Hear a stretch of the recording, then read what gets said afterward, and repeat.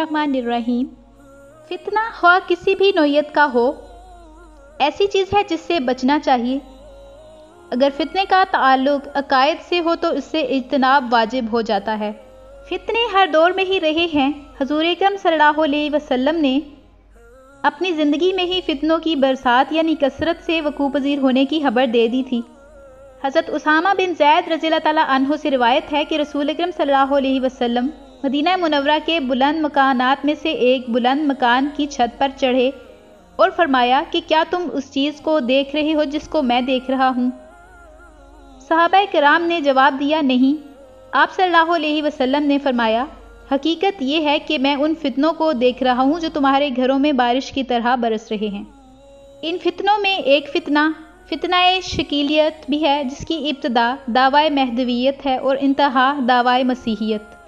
मजमूई तौर पर तो अलामात क़यामत मुख्तलिफ और बेशुमार हैं, जिनका जिक्र हम अपनी पिछली वीडियोज़ में कर चुके हैं, जिनको दो अक़साम में तकसीम किया गया है, अलामात सुगरा और अलामात कुबरा।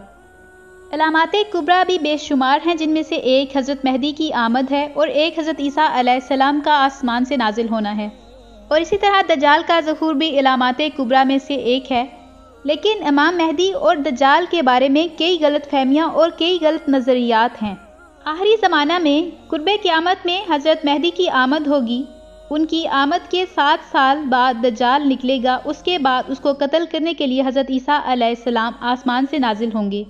ये भी एक बहुत बड़ा अलमिया रहा है कि जिसने मेहदी होने का दावा किया है, उनमें से हर एक ने कुछ अरसा बाद मसीहियत यानी ईसा अलैहिस्सलाम होने का भी दावा किया है, जबकि दोनों दो अलग अलग शख्सियात हैं। इसी तरह आमद मेहदी और ज़हूर मेहदी में भी फ़र्क है। इमाम मेहदी हज़रत फ़ातिमा ज़हरा रज़ियल्लाहु तआला अन्हा की नस्ल से होंगे और सैयद होंगे। मदीना मुनव्वरा में उनकी पैदाइश और तरबियत होगी। ऐसा नहीं कि ये पहले से मौजूद होंगे और यकायक ज़ाहिर हो जाएंगे।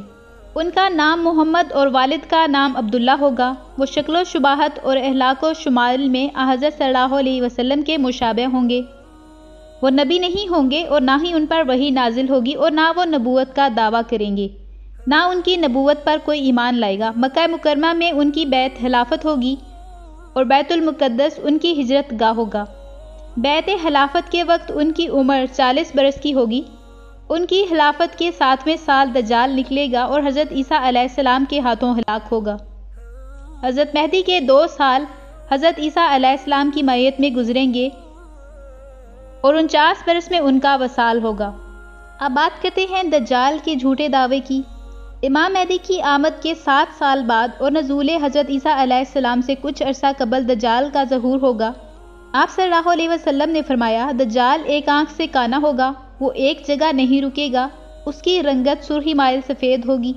उसकी पेशानी नुमाया और गर्दन बहुत ज़्यादा चौड़ी होगी। उसका कद छोटा होगा और कमर में कुब होगा। उसके बावजूद वो बहुत ताकतवर होगा। वो आम इंसानों की तरह नहीं चल सकेगा। दज्जाल के घुंघराले बाल होंगे जो सर से सांपों की मानद लटक रहे होंगे। दज्जाल एक मर्द होगा और औलाद पैदा करने की सलाहियत से महरूम होगा। उसकी पेशानी पर दोनों आँखों के दरमियान काफर या काफरा लिखा होगा।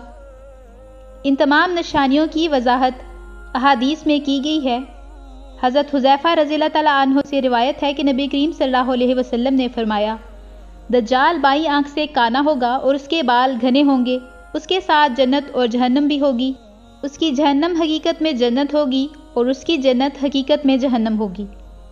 अब जैसा कि दज्जाल के इस शख़सी हाका या जिस्मानी साख्त में दीगर अलामात के लिए एक ये होगा कि उसकी दोनों आँखों के दरमियान काफरा या काफिर लिखा होगा। इस कुफर को साबित करने के लिए कुछ लोगों ने लफ्ज़ अमेरिका की गलत इमला की बुनियाद डाली। अब दज्जाल की अमेरिका से क्या निस्बत है, इसको समझने के लिए मज़ीद एक तफसील दरकार है। वो ये कि इमाम मेहदी अलैहिस्सलाम की आमद के बाद दज्जाल का ज़हूर होगा। चनाचे लोगों ने अमेरिका और फ्रांस के लफ्ज़ी मजमूए को दज्जाल से तशबीह देने की कोशिश की है। वो इस तरह से कि अमेरिका से इब्तदाई 4 हरूफ और फ्रांस से आखिरी 3 हरूफ हज़्फ कर दिए, तो अब इसकी दोनों आँखों के दरमियान पेशानी पर काफिर लिखा हुआ नज़र आ रहा है। इसके अलावा दज्जाल एक आँख से काना होगा और एक आँख जिस्मानी साख्त के बराबर होगी। तो उसको अमेरिका और फ्रांस के सैटेलाइट से साबित करने की कोशिशें की गई।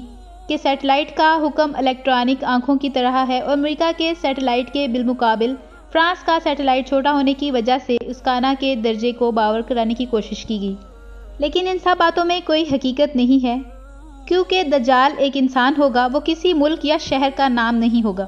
اس لیے کہ حضرت عبداللہ بن عباس رضی اللہ تعالیٰ عنہ سے روایت ہے، رسول اکرم صلی اللہ علیہ وسلم نے دجال کے بارے میں فرمایا کہ دجال کانا انتہائی سفید اور چمکدار ہوگا، اس کا سر افعی سانپ کے مانند ہوگا، وہ لوگوں میں سے عبدالعزیٰ بن قطن کے مشابہ ہوگا۔ اسی طرح امام مہدی کی حیثیت ایک خلیفہ راشد کی ہوگی، ان کا سب سے اہم کارنامہ اللہ کے راستے میں جہاد اور عدل و انصاف کا قیام ہوگا۔ آپ اس امت کے آخری مجدد اور خلیفہ راشد ہوں گے، نہ ہی وہ مہدویت کا دعویٰ کریں گے اور نہ لوگوں کو اپنے آپ پر ایمان لانے کے لیے کہیں گے۔ وہ صلحائے امت میں سے ایک عظیم شخصیت ہوں گے، لوگ ان کے ہاتھوں پر اطاعت اور جہاد کی بیعت کریں گے، جیسا کہ خلفائے راشدین کے ہاتھوں پر صحابہ کرام نے بیعت کی تھی۔ آپ صلی اللہ علیہ وسلم نے تفصیل سے امام مہدی کے بارے میں بتایا کہ ان کا نام محمد ہوگا، والد کا نام عبداللہ، اور وہ حضرت فاطمہ رضی اللہ تعالیٰ عنہا کے بڑے صاحبزادے حضرت حسن بن علی رضی اللہ تعالیٰ عنہ کی نسل سے ہوں گے۔ مدینہ منورہ میں ولادت ہوگی۔ مکہ مکرمہ میں رکن یمانی اور حجر اسود کے درمیان دوران طواف لوگ آپ کو پہچانیں گے اور آپ کے ہاتھوں پر بیعت کریں گے۔ امام مہدی عیسائیوں کو شکست دیں گے۔ ان کا قیام دمشق کی جامع مسجد میں ہوگا۔ آپ کی شناخت کے 6 سال بعد دجال کا عروج ہوگا۔ آپ کی مدد کے لیے حضرت عیسیٰ علیہ السلام آسمان سے اتارے جائیں گے۔ امام مہدی اپنے ہاتھوں پر بیعت کے بعد 7 سے 9 سال تک زندہ رہیں گے۔ یاجوج ماجوج اور دجال دونوں کا زمانہ الگ الگ ہوگا۔